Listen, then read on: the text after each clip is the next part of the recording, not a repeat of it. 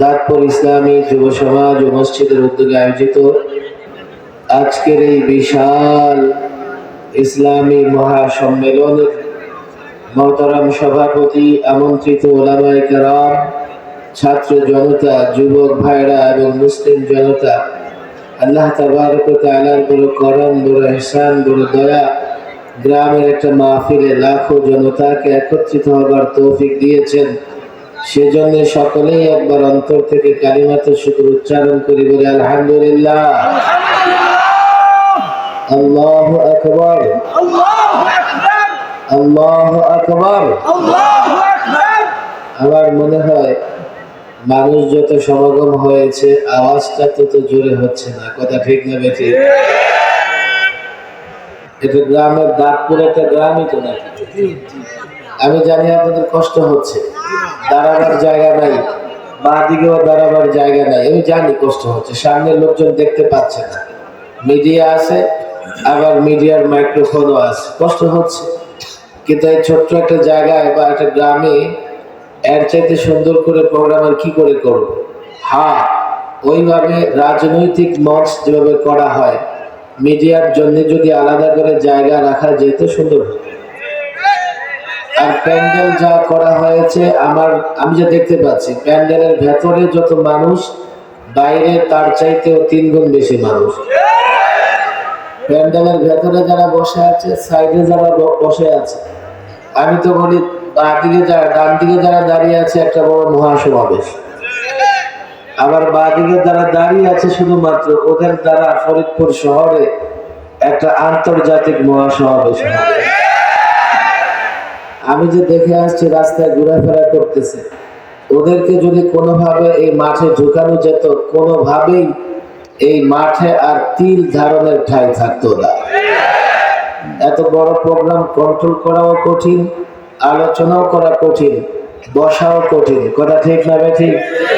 আমার মনে হয় ফরিদপুর নয়, শুধুমাত্র এই অঞ্চলের সমস্ত মিডিয়া আজকে এখানে চলে আসছে। আসছে কি আসছে না? আজকে নানা জায়গায় শ্রোতারাও মিডিয়ার উপরে ক্ষুব্ধ হয়, আবার ইদানিং অনেক আলোচকও মিডিয়া বন্ধ করে তারপরে আলোচনা করে। কথা ঠিক না ঠিক? আমি আবার অনেকটা মিডিয়ার পক্ষে, মিডিয়া কর্মীদের পক্ষে, এই ক্যামেরাওয়ালাদের পক্ষে। কথা ঠিক না ঠিক? আপনারাও পক্ষে, তবে একটু অসুবিধা হচ্ছে বলে তাদেরকে একটু শাসন করবার চেষ্টা করেছেন। তবে আমি আগেও মিডিয়ার পক্ষে ছিলাম, তখন অনেকটা নিঃশর্ত ছিলাম। এখন আমি শর্ত সাপেক্ষে মিডিয়াওয়ালাদের পক্ষে। আমি মিডিয়াওয়ালাদেরকে একটু আগেও কয়েকটা নসিহত করে আসছি। আজকে লাখো জনতার সামনে আমার মনে হয় এই বঙ্গের যত মিডিয়া সব এখানে চলে আসছে। এখানে যদি মিডিয়াওয়ালাদের কিছু কথা বলি, তাহলে সমস্ত মিডিয়াগুলো এখান থেকে হেদায়েত পাবে, নির্দেশনা পাবে। আমি 2-4 মিনিট এই মিডিয়াওয়ালাদের কথা বলতে চাই, আপনারাও শুনবেন। বলবো তো ইনশাআল্লাহ? আপনাদের কষ্ট হবে না তো? লাখো জনতা এখান থেকে উঠার চেষ্টা করবেন না, তাহলে ঢুকতে পারবেন না। আমি একজন আলোচক, আমি আসছি, আমি ঢুকতে পারতেছি না। খবরদার, অন্তত 12টা পর্যন্ত চেপে চেপে বসে থাকবেন, এর আগে উঠার চেষ্টা করবেন না। এই মিডিয়াওয়ালা বাবা কিরে, মুখটা তুই একবার দেখছস? আলহামদুলিল্লাহ বল।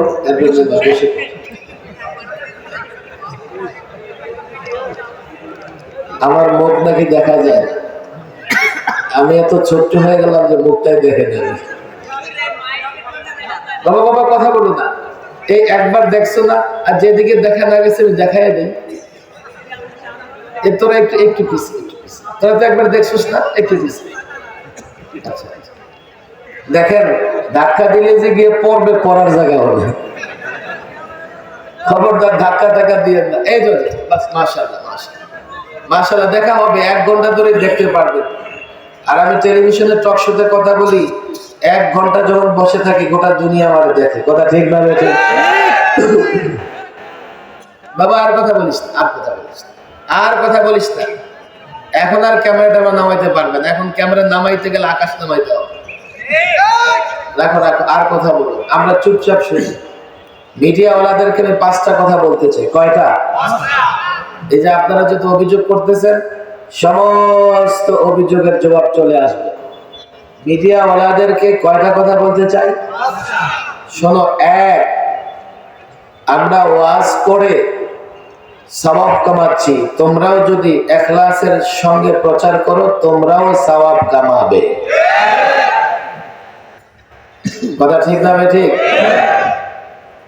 আমরা যেভাবে ঘর থেকে বের হলে নিয়ত বিশুদ্ধ করতে থাকি যে আল্লাহ, অর্থের লোভ যেন ভেতরে না আসে, তোমাকে সন্তুষ্ট করবার জন্য যেন কথা বলতে পারি, মিডিয়াওয়ালাদেরও এই কাজ।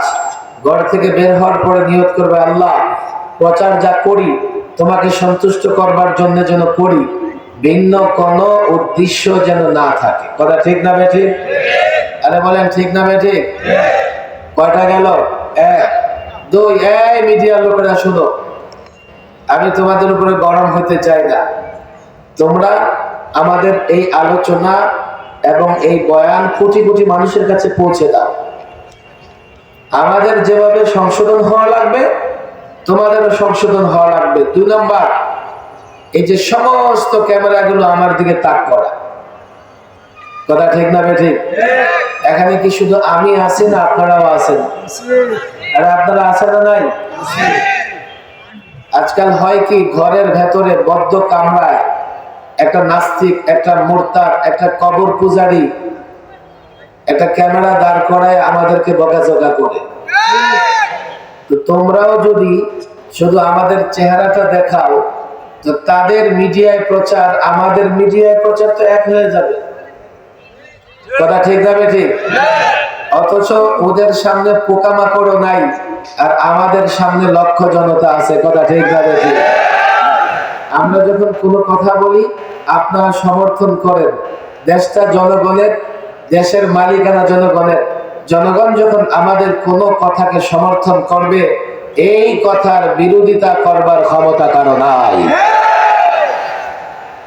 বিদায় তোমাদের বলি, যদি সক্ষমতা না থাকে, যাদের সক্ষমতা আছে ওদেরকে সুযোগ দিবা। 50টা 100টা ক্যামেরা দিয়ে লাভ কি যদি তোমাদের সেই সক্ষমতা না থাকে? 3, ছোটখাটো নতুন মিডিয়া যারা, তোমরা সিনিয়র মিডিয়া এবং ব্যাপক প্রচার করতে পারে ওই মিডিয়াগুলোকে সুযোগ দিবা।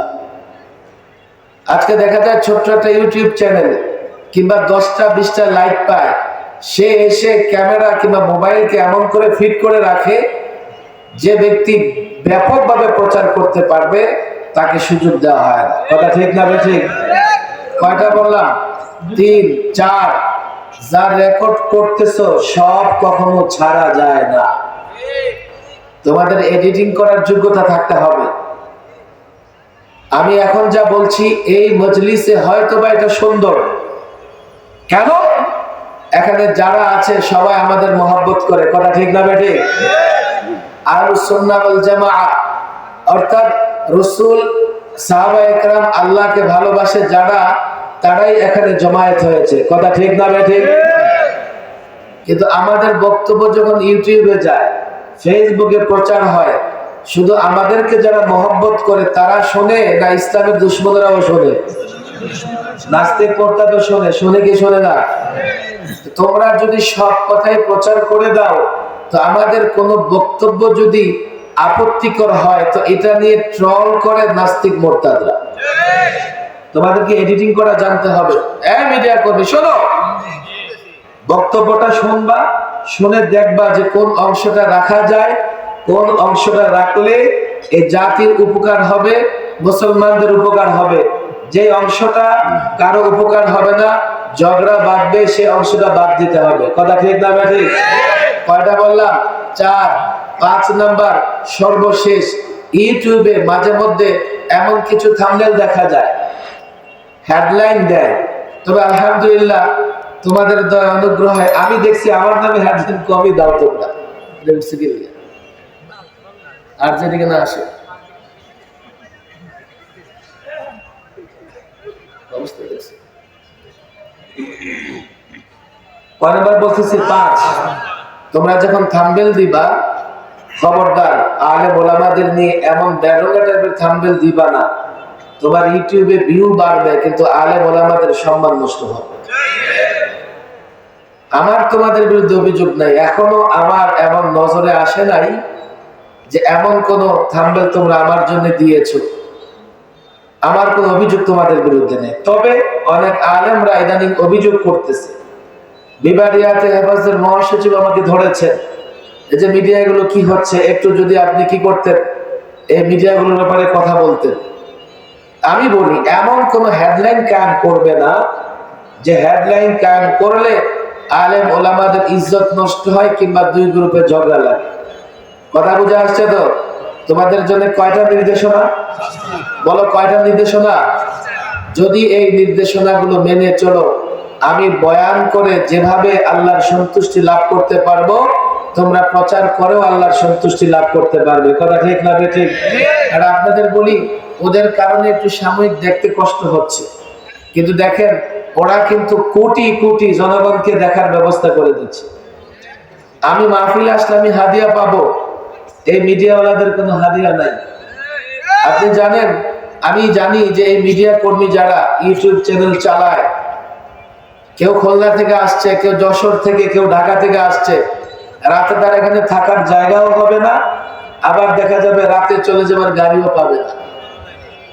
সেই সকাল থেকে আসে, সারাদিন এই প্রোগ্রামগুলো কভার করে। আজকে বাম মিডিয়ায় গোটা দুনিয়া দখল করে ফেলেছে। বাম মিডিয়া গোটা দুনিয়া দখল করে ফেলেছে। বাম মিডিয়া, নাস্তিক্যবাদ মিডিয়ার কাজ হচ্ছে ওরা আমাদেরকে মারবে, আবার আমাদেরকে সন্ত্রাসী বলবে। কথা ঠিক না ঠিক? এর জবাবে আমি মনে করি এই মিডিয়াগুলো বামপন্থী, রামপন্থী, পৌত্তলিক, ইসলামের দুশ্মন, ইহুদিবাদ, খ্রিস্টবাদ, মুসলমানদের দুশ্মন, যত মুসলিমদের দুশ্মন আছে এই মিডিয়াগুলো তাদের দাঁত ভাঙা জবাব দেবে। এইভাবে মিডিয়া কর্মীরা নিজেকে তৈরি করতে হবে। আপনারা যেই পরিমাণে লোকজন জমায়েত হয়েছে, আমার তো ভয় হচ্ছে আল্লাহ না করুক এমন যেন না হয় যে আমার দ্বারা যেন অন্য ভাই কষ্ট না পায়। স্টেজে কেউ নড়াচড়া করা যাবে না, ভাঙতেও পারে। যে যেখানে আছেন বসবেন, ভাঙলে এই দায়িত্ব কিন্তু আমি নিব না। নতুন কাউকে স্টেজে উঠতে দিবেন না, এই যে উঠলেই এটা মরমর মরমর করতে থাকে। হ্যাঁ, আর কেউ স্টেজে উঠবেন না, যারা উঠেছেন নড়াচড়া করবেন না। নড়াচড়া করলে এটা স্টেজের সৌন্দর্য নষ্ট। এই যে ক্যামেরাগুলো আপনাদের রেকর্ড করতেছে, আলোচনা চলতেছে, আপনি নড়াচড়া করবেন, এটাও আমি বলি। যারা স্টেজে বসেন তারা এই মজলিসের আদব সবচাইতে বেশি রক্ষা করবেন।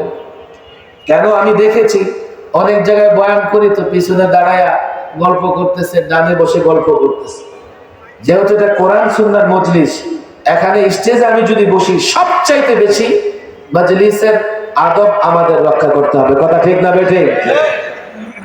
আর কেউ উঠবেন না, স্টেজ ভাঙার চেষ্টা করবেন না। এখনো তো অনেক আলোচনা আছে।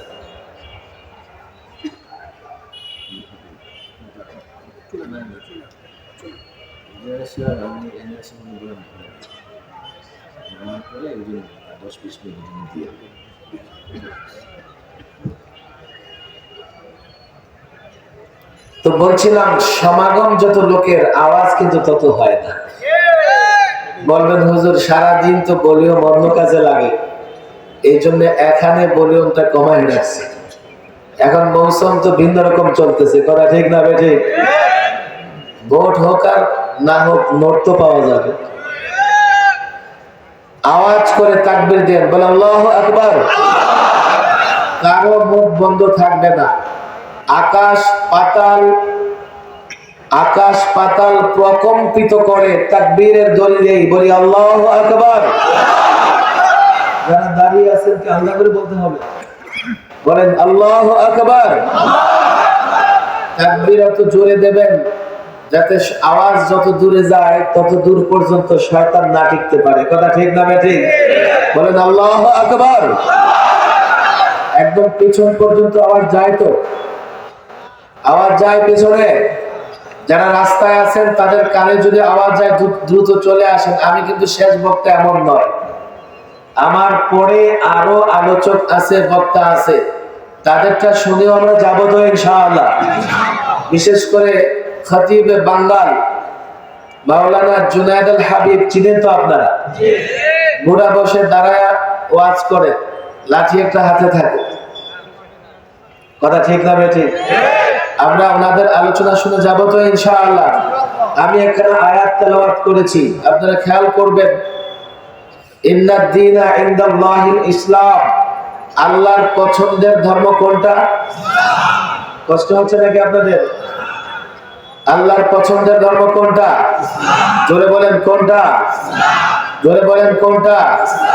এখন কেউ যদি মনে করে যে কোনো ধর্ম মানলেই চলবে, তাহলে আল্লাহর পছন্দটা সে পছন্দ করলো না।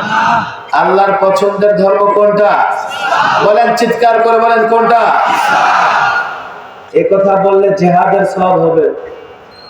উলামায়ে কেরাম এখানে আছেন কেন জানেন? আজকে আন্তঃধর্মীয় সম্প্রীতি এর নামে একটা কুফরি মতবাদ চালু হয়ে গেছে। কি? যে কোনো ধর্ম মানলেই সব ধর্মই ভালো কথা বলে, যে কোনো ধর্ম মানলেই মুক্তি পাওয়া যাবে, এই ধরনের কথা বলা হয় কি হয় না?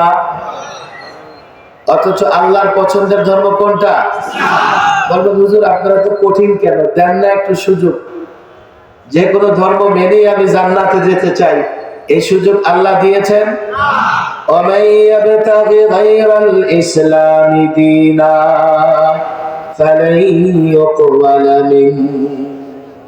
আল্লাহর পরিষ্কার ঘোষণা, ইসলাম ছাড়া যদি অন্য কোন ধর্ম তালাশ করো তাহলে সেটা আল্লাহর কাছে গ্রহণযোগ্য হবে না। কথা ঠিক না বেঠিক? এই কথা আমার না, এই কথা কার? আওয়াজ করে বলেন কার? আরো জোরে বলেন কার? আপনাদেরকে যদি এত লাখো মানুষ আমি আজকে সামান্য ছোট্ট বিষয়টা বুঝাতে পারি, আমি সফল। ইসলাম সম্পর্কে পূর্ণ ধারণা না থাকবার কারণে অনেকে নামাজ রোজা করেও মুসলমান হতে পারতেছে। ইসলাম কার পছন্দের ধর্ম? ইসলাম ছাড়া অন্য ধর্ম গ্রহণযোগ্য হবে না। এই বাণী কার? জোরে বলেন কার? আরো জোরে বলেন কার? এখন আপনাদের মধ্যে কেউ কেউ এই প্রশ্ন করতে পারে যে হুজুর বলেন কি, আল্লাহ তো আরো অনেক ধর্ম প্রেরণ করেছে, তাওরাত, জাবুর, ইনজিল, হযরত মূসা, হযরত ঈসা, হযরত দাউদ, এই নবীরা এসেছিলেন, তাদের উপরে ধর্মগ্রন্থ অবতীর্ণ হয়েছে, তারাও এক একজন নবী এক একটা ধর্মের প্রচারক ছিলেন। কথা ঠিক না বেঠিক? তো হুজুর শুধু ইসলাম কেন মানতে হবে? ওই ধর্মগুলো মানলে সমস্যা কোথায়? সমস্যা আছে না নাই? আরে বলেন সমস্যা আছে না নাই? এক নম্বর সমস্যা হচ্ছে আপনি চাইলেই ওই ধর্মগুলো মানতে পারবেন না, কেননা সেই ধর্মগুলো মানা অসম্ভব। ভালো করে বুঝেন, ঈমানটাকে আগে ঠিক করেন, এরপরে নামাজ রোজা যা আছে সব ঠিকঠাক মতো করলে ফায়দা হবে। ইসলাম ছাড়া অন্য কোন ধর্মের উপর আমল করা সম্ভবই না। কেন? তাদের ধর্মগ্রন্থগুলো যেই ভাষায় অবতীর্ণ হয়েছে, আজকে পৃথিবীতে সেই ভাষা বুঝে এমন কোন জাতি নাই। দুই, সেই ধর্মগ্রন্থগুলোকে বিকৃত করে ফেলেছে। আপনি ইউরোপের বাজারে যাবেন, আপনি বাইবেল, আপনি ইনজিল সংগ্রহ করবেন, মার্কেটে গিয়ে দেখবেন কমপক্ষে 82 রকমের বাইবেল আছে। আপনি গ্রামের নাম কি? নাগপুর থেকে একটা কোরআনে কারীম হাতে নেন, যান আপনি ঢাকায় যান, মন চায় দিল্লি যান, মধ্যপ্রাচ্যে যান, আপনি যেখানে খুশি যান, ইউরোপ যান, আমেরিকা যান, আফ্রিকা যান, সেখান থেকে একটা কোরআনে কারীম হাতে দেন, এই দুই কোরআনের মধ্যে কোন ধরনের পরিবর্তন দেখতে পাবেন না। তাদের কিতাবগুলো পরিবর্তন হয়ে গেছে, এখন আপনি কিভাবে আমল করবেন? বলবেন হুজুর আরো কিছু ধর্ম আছে। হ্যাঁ, আরো কিছু ধর্ম আছে, সেগুলোকে মানুষ সৃষ্টি করেছে, আছে না নাই? এমন একটা ধর্ম আছে যেই ধর্মের দেবতা খোদার সংখ্যা 33 কোটি প্লাস। আরে আছে না নাই? আমাদের কে সৃষ্টি করেছে? আল্লাহ। আর ওই ধর্মের লোকেরা তাদের খোদাকে সৃষ্টি করে। সৃষ্টি করে, খোদার পূজা উপাসনা করে, খোদাকে কি সন্তুষ্ট করবে, খোদারে নিয়ে পানিতে ফেলায়। আরে আছে না ভাই? কিছু ধর্ম অতীতে আসমানি ধর্ম ছিল যেগুলোর মেয়াদ শেষ, আর কিছু ধর্ম যা মানুষ তৈরি করেছে এগুলো কল্পনা প্রসূত, এগুলোর উপরে কোনোদিন আমল করা যায় না, মানা যায়। থাকলো একমাত্র ইসলাম ধর্ম। ইসলাম ছাড়া অন্য কোন ধর্ম এই জন্যই গ্রহণযোগ্য হবে না। কথা ঠিক না বেঠিক? আপনাদের প্রশ্ন শেষ হয়ে গেলেও অনেকে আছে তাদের প্রশ্ন শেষ হবে না, যে হুজুর এই যুগে, বিজ্ঞানের যুগে কি ধর্ম চলে? ধর্মকে মানে না, ধর্মকে স্বীকার করে না, সায়েন্সকে খোদা মানে, এই ধরনের ব্যক্তি বিশ্বে আছে না নাই? আরে বলেন আছে না নাই? আপনাদের গল্প শোনাবো একটা। আমি তো প্রায় 2.5 বছরের মতো সরকারি মেহমান ছিলাম।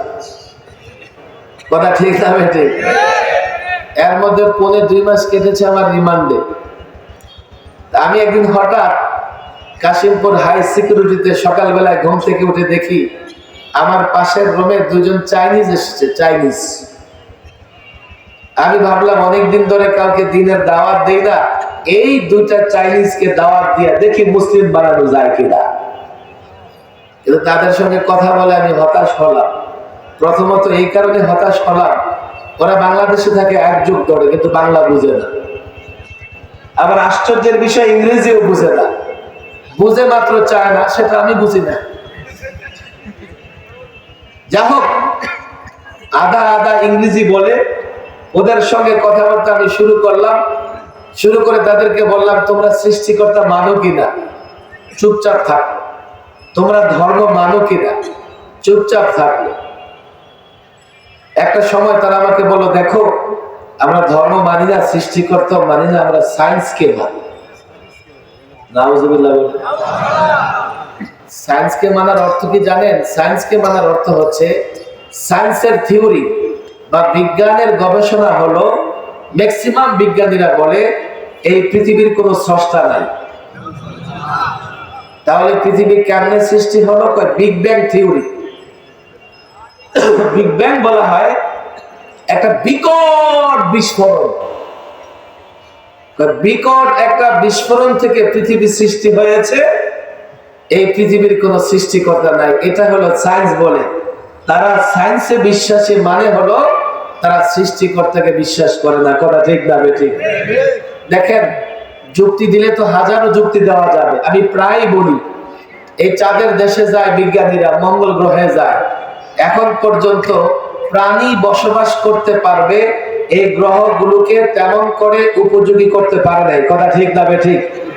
অথচ আল্লাহ তাবারক ওয়া তাআলা পৃথিবীকে এমন করেছেন, আসমানকে ছাদ বানিয়েছেন, জমিনকে বানিয়েছেন বিছানা, এখানে 600 কোটিরও বেশি মানুষ বসবাস করে। কথা ঠিক না বেঠিক? তো বলো, তাহলে তোমরা সেই গ্রহগুলোকে মানুষ সেখানে কেন বসবাস করার যোগ্য করতে পারো না?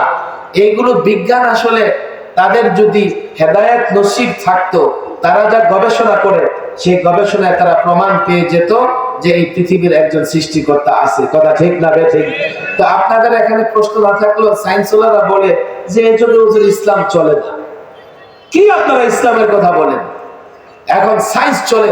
সায়েন্স কত কিছু দিয়েছে, সায়েন্স কত কিছু আবিষ্কার করেছে।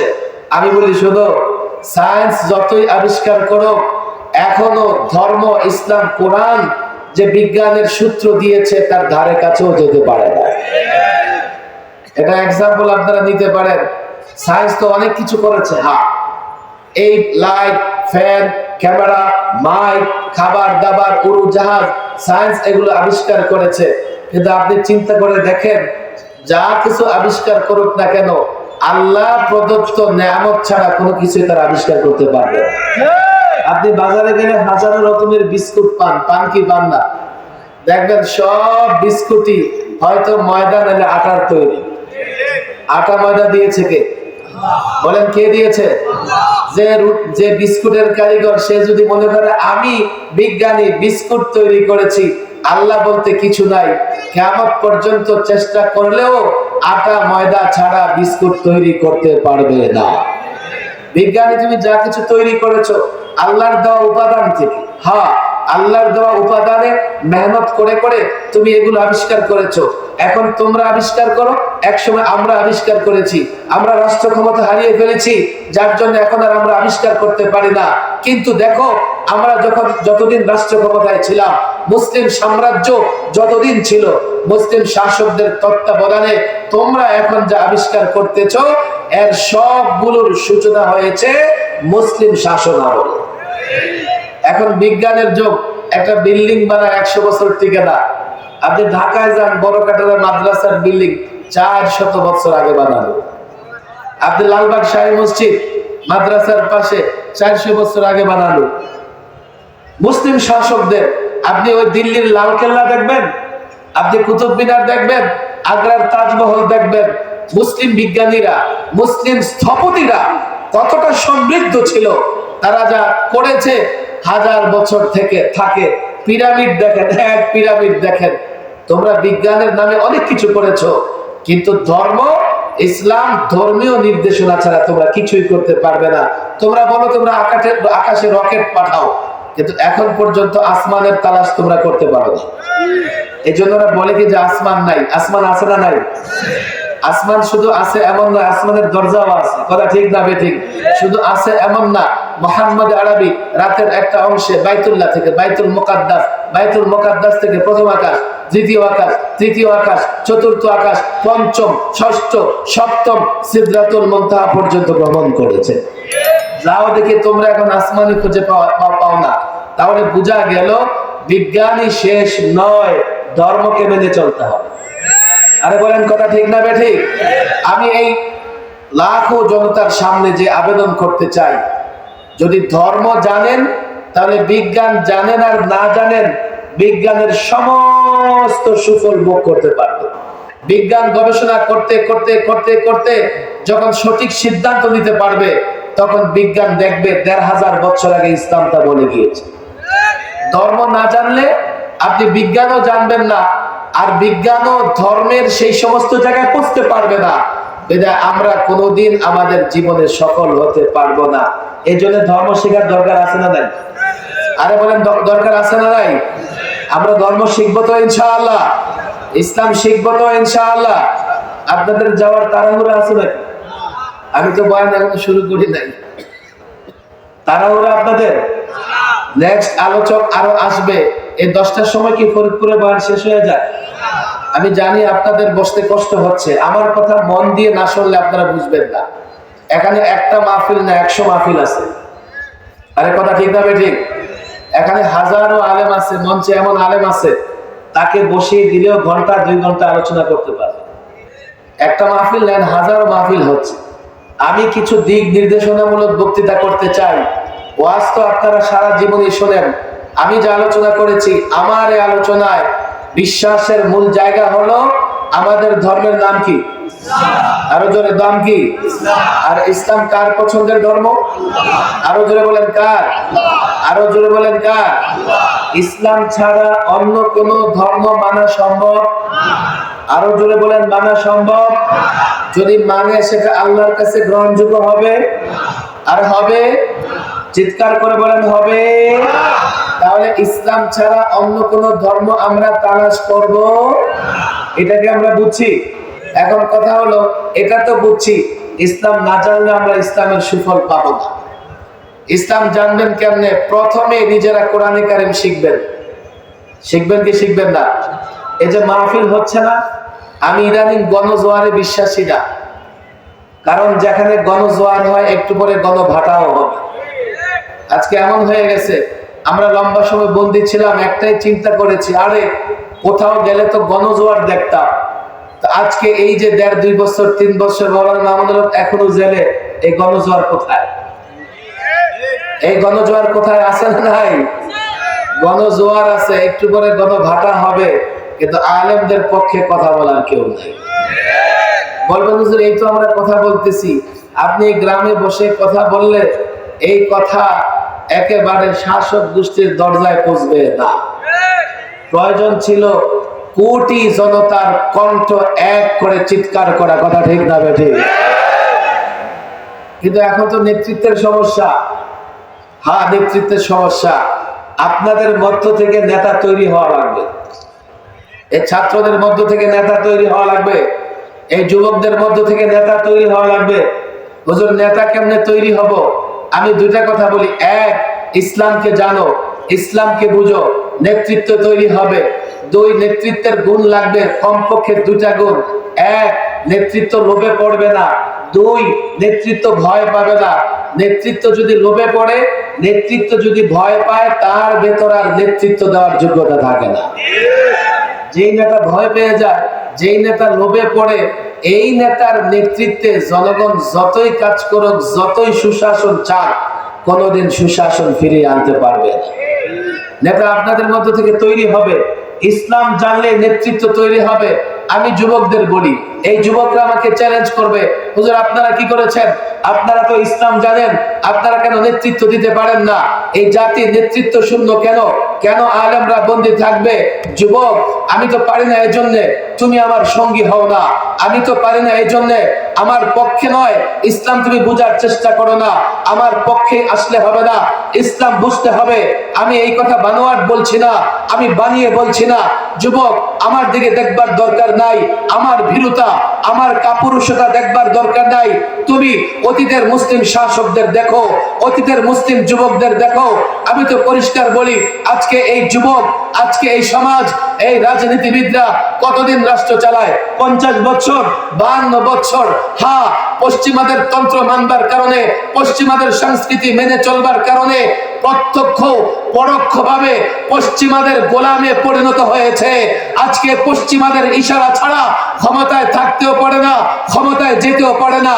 50 বছর নয়, 100 বছর নয়, 1000 বছর তোমার পূর্বপুরুষ মুসলিম শাসকরা 100 বছর নয়, 200 বছর, 300 বছর নয়, 400 বছর, না 400 বছর নয়, 1000 বছর গোটা দুনিয়া মুসলিমরা শাসন করেছে ইসলাম এবং কোরআন দিয়ে।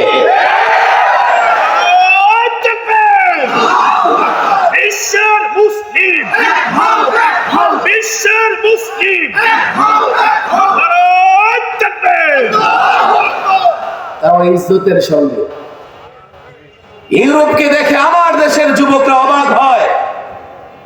তারা ইতিহাস জানে না, ইতিহাস পড়ে না। আমার দেশের যুবক ছাত্র জনতা হীনমন্যতায় ভোগে। তারা মনে করে আমেরিকা সুপার পাওয়ার, তারা মনে করে রাশিয়া সুপার পাওয়ার, তারা মনে করে দিল্লি যা চায় তা করতে পারবে। কখনো নয়। ইসলাম ছেড়ে দিয়েছো, কোরআন ছেড়ে দিয়েছো, গোলামের জিনজিরে আবদ্ধ হয়ে গেছো। আল্লাহর কসম, তোমার পূর্বপুরুষ মুসলিম শাসকরা ইউরোপ, স্পেন, কাগজে কলমে ইতিহাস দেখো, বই পুস্তক পড়ো, না হয় গুগলকে বলো, মিস্টার গুগলকে বলো, মুসলমানদের ইতিহাস দেখো। এই মুসলিমরা কোরআন দিয়ে, সুন্নাহ দিয়ে কম পক্ষে 782 বছর স্পেন শাসন করেছে। তোমরা ইতিহাস কি পড়ো?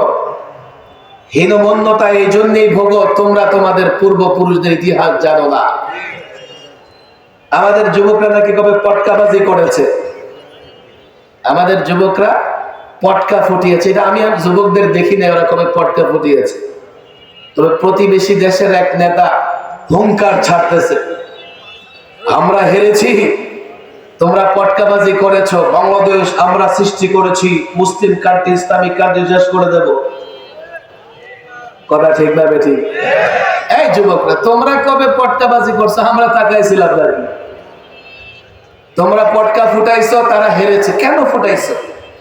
আচ্ছা ফুটাইছো, ওরা হুঙ্কার দিছে, এই হুঙ্কার এত তোমাদের পেটের বাটার হজম হয় না। ওরা নাকি বাংলাদেশ সৃষ্টি করছে। আমি বলি যে মুসলিমরা ভারত সৃষ্টি করেছে। তোমরা বাংলাদেশ সৃষ্টি করছো। ভারতবর্ষে শুধুমাত্র মোগল মুসলিম শাসকরা 400 বছর ভারতবর্ষ শাসন করেছে। আরে এখনো তোমরা কি উন্নতি করছো? চাঁদে যাওয়ার যেখানেই যাও, সকাল বেলায় বদনা আর বোতল নিয়ে রেল লাইনের দিকে দৌড়াও। জঙ্গল খোঁজো, নদীর তীর খোঁজো, কথা ঠিক না বেঠিক? এখনো তোমরা যদি পরিচয় দাও তো মুসলিমদের পরিচয় দেওয়া ছাড়া তোমরা তোমাদের ইতিহাস ঐতিহ্য বর্ণনাও করতে পারবে না, পরিচয় দিতে পারবে না। আমি প্রায় বলি আমাদের মুসলিম যুবকরা হীনমন্যতায় ভোগে, তাদেরকে বলো কেন আমাদের হুমকি দেশ, তোরা বল তোদের দেশে কি আছে, বলবে লাল কেল্লা আছে, মুসলমানদের স্থাপনা, কথা ঠিক না বেঠিক? বলবে কুতুব মিনার আছে, কে বানিয়েছে? মুসলিম। তাজমহল কে বানিয়েছে? আজমিরিতে যান, এটা কি মুসলমানদের না অন্য কার?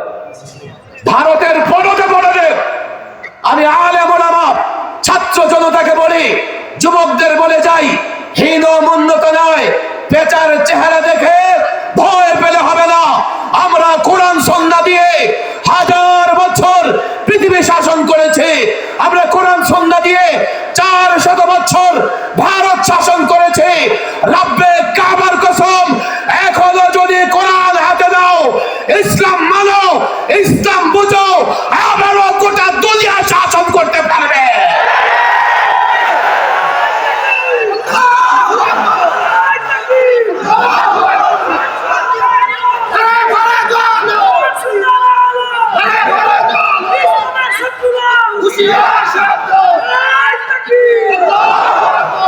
তোমাদের ইসলাম না বুঝবার কারণে তোমরা হীনমন্যতায় ভোগ। ইসলাম ইনসাফের ধর্ম, কথা ঠিক না বেঠিক? আওয়াজ করতে হবে, ইনসাফ ন্যায়ের ধর্ম। ইসলাম ন্যায়ের ধর্ম। ইসলাম কার ধর্ম? আরো জোরে বলেন, কার ধর্ম? ইসলাম সাম্যের ধর্ম। ইসলাম সবার মধ্যে সমতা সৃষ্টি করে, কথা ঠিক না বেঠিক? ইসলাম শান্তির ধর্ম, কথা ঠিক না বেঠিক? শুধু তাই না, ইসলাম বিজয়ের ধর্ম। মুসলিমরা পরাজিত হয় না, আরে মুসলিম শহীদ হলেও পরাজিত হয় না, মুসলিম বিজয়ী হয়। ইসলাম কোন যুদ্ধে, ইসলাম মুসলিম কোন যুদ্ধে সাময়িক পরাজিত হলেও চূড়ান্ত পর্যায়ে এই মুসলিমদের কোন জাতি শেষ করতে পারবে না। বলবে যে হুজুর বুঝে আসতেছে না, কেমনে শেষ করতে পারবে না? আরে যেদিন মুসলিম শেষ হয়ে যাবে, ইসলাম না থাকবে, কালিমা বলনেওয়ালা না থাকবে, পৃথিবীও থাকবে না। ইসলাম বিজয়ের ধর্ম। কিন্তু আমরা গোটা দুনিয়াতে মার খাই, পরাজিত হই, একটাই কারণ, আমরা ইসলাম বুঝি নাই, কথা ঠিক না বেঠিক? আরে যুবক ছাত্র জনতা, তোমরা ইতিহাস দেখিও বুঝো না। রসুলে আরবি সাল্লাল্লাহু আলাইহি সাল্লাম একা দিনের দাওয়াতি কাজ শুরু করলেন। তোমরা ইতিহাস পড়ো, সিরাত পড়ো, 3 বছর মুখ খুলে প্রকাশ্যে দিনের দাওয়াত দিতে পারে নাই। 3 বছর পরে যখন এই প্রকাশ্যে দিনের দাওয়াত দেওয়ার নির্দেশ এলো, শুরু করলেন মার অত্যাচার। মসজিদ হারাম বাইতুল্লাহর সামনে নামাজ আদায় করতেছে, তো রাসূলুল্লাহর ঘাড়ে ওটের নারী ভুঁড়ি চাপিয়ে দেওয়া হয়েছে।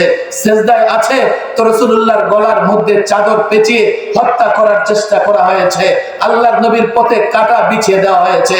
তায়েফে গেছেন, দ্বীনের দাওয়াত দেবেন, পাথরের আঘাতে রক্তাক্ত হয়েছে রসুল মাটিতে লুটিয়ে পড়েছেন। 2 হাত ধরে রসুলকে দাঁড় করিয়ে কাফের বেঈমান আবারও পাথর মেরেছে। আল্লাহর নবী মক্কায় থাকতে পারে নাই, মদিনা হিজরত করেছেন, মদিনায় থাকতে দেবে না। যুদ্ধের পর যুদ্ধ, আক্রমণের পর আক্রমণ, গজওয়ে খান্দক, গজওয়ে আহজাবের মধ্যে কুরাইশদের নেতৃত্বে ছোট্ট ছোট্ট কবিলা, আজকে আমেরিকার নেতৃত্বে নেটো আছে। গজওয়ার যুদ্ধে, গজওয়ে আহজাবে, খান্দকের যুদ্ধে ওই কুরাইশদের নেতৃত্বে ছোট্ট ছোট্ট কবিলা, মদিনার ভেতরের মুনাফিক ইহুদিরা মদিনা থেকে মুসলমানদের শেষ করে দেবে। সেই যুদ্ধে মুসলমান বিজয়ী হয়েছে। শুধু বিজয়ী হয় নাই, পর্যায়ক্রমে যত লড়াই হয়েছে, যুদ্ধ হয়েছে, মুসলমানদের মোকাবেলা করতে পারবে। আর এই সাহস কারো হয় নাই। ইসলাম যেহেতু বিজয়ের ধর্ম, আজকে গোটা পৃথিবীতে 200 কোটি মুসলমান। গাজা যেদিন আক্রমণ করে, আমি বলেছিলাম ইহুদি, ইসরায়েল তোমরা শক্তিশালী বটে, কিন্তু ওরা মুসলমান, ওরা মুসলিম ইমানদার। মুসলমানের এক একটা সন্তান অ্যাটম বোমার চাইতে শক্তিশালী। রব্বে কাবার কসম, গাজাকে মরুভূমি বানিয়ে ফেলেছে, হাজার হাজার শিশু হত্যা করেছে, নারী হত্যা করেছে। গাজাকে দখল করতে পারে নাই, গাজাকে দখল করতে পারবে না। আজকে ইসরায়েলি ইহুদি যুদ্ধ বিরতির প্রস্তাব দিচ্ছে। কেন? মুসলমান মরে না, মুসলমান শেষ হয় না। মুসলমান না থাকলে কিয়ামত হয়ে যাবে। কাকে ভয় করো, কাকে পরোয়া করো?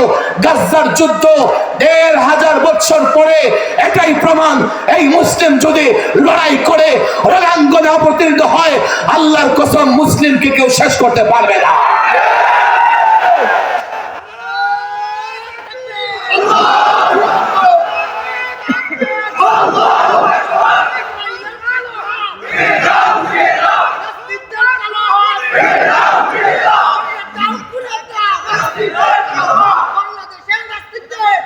আজ থেকে ২০ বছর আগে দেখো, এই যুগে তোমাদের কাছে এই যুগের প্রস্তাব আমি পেশ করতেছি, শোনো। ২০ বছর আগে আফগানে যখন আমেরিকা নেটো বাহিনী বোমা মারতে থাকে, এত পাওয়ারফুল বোমা ছিল, পাহাড়ে পড়লে পাহাড় সহ আকাশে তুলে ফেলত। আফগান শেষ হয়ে গেছে? শেষ তো হয় নাই। যখন স্বাধীনতাকামী আফগানি তালেবানরা নতুন করে লড়াই শুরু করেছে, আমেরিকা লুঙ্গি গামছা গুছানো টাইম পায় না। ইসলাম বিজয়ের ধর্ম, ইসলাম বিজয়ের ধর্ম। তুমি যদি ইসলামকে ধরে রাখতে পারো, তুমিও বাঁচবে, দেশটাও বাঁচবে। ইসলাম ছাড়া আমরা এই দেশটাকে রক্ষা করতে পারবো না। আমি জানি না বুদ্ধিজীবীরা আমার কথা একমত হবে কিনা।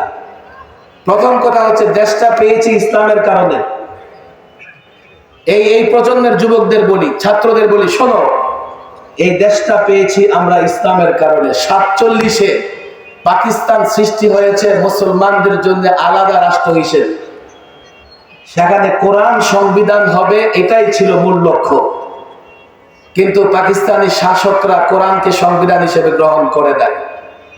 আজকে আমরা সংগ্রাম করতেছি, তখনও শিবির আহমদ উসমানী, জফর আহমদ উসমানী, বাংলাদেশের এই বঙ্গের আল্লামা শামসুল হক ফরিদপুরি, যারা ওই পাকিস্তানের সংবিধানকে ইসলামী সংবিধান বানানোর জন্য সংগ্রাম আন্দোলন করেছে। ওলামাদের বলবে, ইতিহাস ছাত্রদের বলবে, আমরা বুজুর্গদের মুখে মুখে শুনেছি, একবার পাকিস্তানি কায়েদে আজম মিস্টার জিন্নারা বলল, কি আপনারা আলেমরা একমত না, আমরা কিভাবে কোরআনকে সংবিধান বানাবো বা ইসলামী সংবিধান রচনা করবো, আপনারা এক হয়ে আসেন। কায়েদে আজম মিস্টার জিন্নারা মনে করেছিল আলেমরা কখনো একমত হতে পারবে না, আর কোরআনকেও ইসলামী সংবিধান বানানো লাগবে না। এই ঢাকায় বাংলাদেশ, উভয় পাকিস্তান, তৎকালীন উভয় পাকিস্তানের আলেমরা মিলে একটা 22 দফা দাবি দিয়েছিলেন যে 22 দফা সংবিধানে নিয়ে আসো, এই সংবিধান ইসলামী হয়ে যায়। তারপরেও পাকিস্তানি শাসকরা মেনে নেয় নাই। সর্বশেষ তারা বাঙালিদের উপরে জুলুম নির্যাতন করেছে। কথা ঠিক না ঠিক? জুলুম ওখানেও করেছে। ওই শাসকরা ওই পাকিস্তান, পশ্চিম পাকিস্তানও জুলুম করেছে, পূর্ব পাকিস্তানও জুলুম করেছে। কিন্তু বাঙালি জাতি এমন জাতি, জালেম যেই হোক না কেন তাকে ছেড়ে কথা বলে না। সেটা তো এখনকার জালেমদেরও মনে রাখা দরকার। বাঙালি যুবকরা পেটে খাবার না থাকতে পারে, কিন্তু জুলুম বরদাস্ত করতে পারে। ৭১ হয়েছে, আল্লামা হাফিজ হুজুর বলেছেন, এই যুদ্ধ মাজলুমের যুদ্ধ, জালেমের বিরুদ্ধে। দেশ স্বাধীন হয়েছে। এই যুবক শোনো, এখনো বীর শ্রেষ্ঠদের নাম পড়ো। 7 জন বীর শ্রেষ্ঠ, সবাই মুসলমান। মুক্তিযুদ্ধ যারা করেছে ৯৯% মুসলিম। আমি মুক্তিযোদ্ধাদের সম্মেলনে গিয়েছি। এখন যারা জীবিত আছেন, দাঁড়িয়ে আছে, নামাজ পড়ে, মসজিদের সঙ্গে জড়িয়ে আছে, মাদ্রাসার সঙ্গে জড়িয়ে আছে, এটা বাস্তবতা। তারপরেও এক শ্রেণীর নাস্তিক মুক্তিযুদ্ধকে ইসলামের বিরুদ্ধে দাঁড় করাইতে চায়। আমি জানি না কথা বুঝাইতে পারতেছে কিনা। ৭১ করেছে মুরগি চুরি, এখন হয়ে গেছে মুক্তিযোদ্ধা। আছে না নাই? কথায় কথায় ৭১ কথা বলে, আর বলে যে এটা মুক্তিযুদ্ধের সঙ্গে যায় না। ইসলামের কোন বিষয় আসলেই সে বলে এটা নাকি মুক্তিযুদ্ধের সঙ্গে যায় না। কেন যাবে না মুক্তিযুদ্ধের সঙ্গে? কেন যাবে না? আবার আমাদেরকে বলে যে আপনারা জোরে কথা বলবেন না। নাস্তিকরা টেলিভিশনে বসে বসে মিথ্যা বলবে, জোরে কথা বলবে, আমরা আস্তে কথা বলবো, জমিনের উপরে এমনটা হবে না। তাদেরকে থামাও। আল্লাহর কসম করে বলেন, রাষ্ট্র ক্ষমতা দিয়ে আমাদের মাথা ব্যথা না থাকলেও ইসলাম এবং কোরআন নিয়ে আমাদের মাথা ব্যথা আছে। যে বাচ্চারা ইসলামের কোরআনের বিরোধিতা করবে এক মুহূর্তের জন্য, তাদেরকে ছেড়ে কথা বলা হবে না। আমাদের বন্দী করেছো, কোনো অভিযোগ নাই। নির্যাতন করেছো, অভিযোগ নাই। বরং আমি তো স্বপ্ন দেখে জুলুম করেছো। আলেমরা জেল খেটেছে, জেল খাটে নাই, ট্রেনিং নিয়েছে, প্রশিক্ষণ করেছে, ঈমানের প্রশিক্ষণ, তাকওয়ার প্রশিক্ষণ, সবরের প্রশিক্ষণ, সহনশীলতার প্রশিক্ষণ। 2600 আলেম, ছাত্র, যুবক বন্দী জীবনে ট্রেনিং নিয়েছে, প্রশিক্ষণ নিয়েছে। এই প্রশিক্ষণ হচ্ছে প্রেমের প্রশিক্ষণ, ভালোবাসার প্রশিক্ষণ, তাকওয়ার প্রশিক্ষণ। বীর পুরুষ হয়ে মাঠে কাজ করবে। এই জনতা, আলেম ওলামা, ছাত্র জনতা, আমি স্বপ্ন দেখে যারা বন্দী জীবনে তাকওয়ার ট্রেনিং নিয়েছে, প্রশিক্ষণ দিয়েছে, সহনশীলতা, সবরের প্রশিক্ষণ দিয়েছে, তোমরা যদি তাদের নেতৃত্বে কাজ করতে পারো, আল্লাহর কসম, আগামী বাংলাদেশ হবে ইসলামের বাংলাদেশ। আগামীর বাংলাদেশ হবে কোরআনের বাংলাদেশ। আগামীর বাংলাদেশ হবে সুন্নাহর বাংলাদেশ। আগামীর বাংলাদেশে জুলুম থাকবে না। আগামীর বাংলাদেশে মারামারি কাটাকাটি থাকবে না।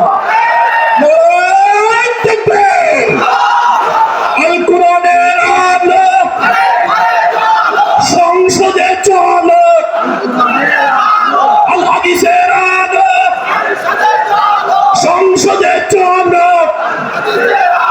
নারায়ে তাকবীর, বাতিলের কলহ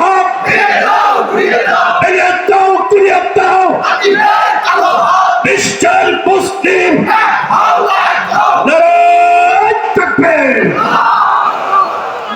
আমরা ক্ষতিগ্রস্ত হয়ে নাই, আমরা ক্ষতিগ্রস্ত হয়েছি, কষ্ট পেয়েছি, ক্ষতিগ্রস্ত হয়ে নাই। কথা ঠিক না বেঠিক? এই ধরনের পাঠশালা, কারাবন্দিত্বের পাঠশালায় আমাদের আকাবের আসলাফরাও গিয়েছে। আমি আপনাদের কাছে অনুরোধ করব, ইসলাম সম্পর্কে জানবো তো? ইনশাআল্লাহ ইসলাম সম্পর্কে জানবো তো? আলেম ওলামাদের ছাত্রদের বলি, দেখো এখন যুগের চ্যালেঞ্জ ভিন্ন। এখন তুমি কোরআন হাদিসের দলিল দিলে জাতি মেনে নেবে না। কোরআন হাদিসে মানে না। এই জাতির এই ধরনের উদ্ভট চিন্তাকে মোকাবেলা করার জন্য তোমাকে প্রস্তুত হতে হবে। তোমাকে দলিল প্রমাণের পাশাপাশি যুক্তি, ইসলামের প্রত্যেকটা বিষয়কে যুক্তির মাধ্যমে জাতির সামনে উপস্থাপন করতে হবে। আমি এই ছাত্র জনতাকে বলি, প্রতিবন্ধকতা, ইসলাম প্রতিষ্ঠার প্রতিবন্ধকতাগুলো চিহ্নিত করতে হবে। প্রত্যেকটা প্রতিবন্ধকতা মোকাবেলা করার জন্য প্রস্তুত যেতে হবে। এই জন্য আমি প্রায় বলি তালিম দাওয়া। আমি আলেম ওলামাদের বলি তালিম দাওয়া, পূর্ণাঙ্গ তালিম, এরপরে দাওয়া। যদি তালিম এবং দাওয়া আমাদের ঠিক হয়ে যায়, আমরা জাতির ঘরে ঘরে ইসলাম পৌঁছে দিতে পারি। নিজের ভেতরে যোগ্যতা না থাকলে ইসলামকে উপস্থাপন করা যায়। ইসলাম যতই ভালো হোক না কেন, আমি জানি না, বুঝি না, আমি কিভাবে ইসলামকে উপস্থাপন করব? ইসলাম পূর্ণাঙ্গ জীবন ব্যবস্থা, পারিবারিক, সামাজিক, রাষ্ট্রীয়, অর্থনীতি, বিচার ব্যবস্থা, সব জায়গায় ইসলামের অনুপম নীতি এবং আদর্শ আছে। কথা ঠিক না বেঠিক? কিন্তু নাস্তিকবাদ, সেকুলারিজম তারা মানবে না। আপনাকে তাদের কাছে ইসলামকে যদি পরিপূর্ণ পেশ করতে হয়, যোগ্য হিসেবে নিজেকে তৈরি করতে হবে। এটাকে আমি যোগ চ্যালেঞ্জ বলি। আমি ছাত্রদের নিয়ে স্বপ্ন দেখি। আল্লামা মুফতি আমির রাহিমাহুল্লাহ একাধিকবার বলেছে, এই মাদারেসে কওমিয়ার ছাত্ররা কোনোদিন বিক্রি হবে না। আর কেউ চাইলেও আমাদের এত ছাত্রকে কেউ কিনতেও পারবে না। তোমরা এই সময়ের চ্যালেঞ্জ মোকাবেলা করবার জন্য প্রস্তুত নাও। এই জাতি ইসলাম বুঝতে চায়, ইসলামের উপর আমল করতে চায়, দায়িত্ব কে নেবে? আমরা মসজিদ মাদ্রাসায় পড়ে থাকলে, সবকে শুধু পড়ে থাকলে এই জাতির যুবকদের কাছে ইসলামের আলো কে পৌঁছে দেয়? তালিম দাও, নিজের তালিমকে পূর্ণ করো, দাওয়াতের মাধ্যমে ইসলামের সৌন্দর্য ঘরে ঘরে পৌঁছে দাও। যদি দিতে পারো, আমি তো মনে করি খুব দেরি নয়, এদেশে ইসলামের পতাকা পতপত করে উঠবে ইনশাআল্লাহ। আল্লাহ তাবারক ওয়া তাআলা উলামাদের তৌফিক দান করুন। আপনারা বসেন, আমাদের খতিব বাঙ্গাল জুনায়েদ আলী সাহেব আসতেছেন। আসলে লম্বা আলোচনা করার মতো সক্ষমতা আমার নাই, আমি লম্বা সময় বন্দী ছিলাম, এখন আবার সফর। আমার জন্য বড় একজন আলেম এখন বয়ান করবেন, আপনারা আলোচনা শুনবেন। আল্লাহ তৌফিক দান করুন। ওমা তৌফিকি ইল্লা বিল্লাহ ওমা আলাইনা।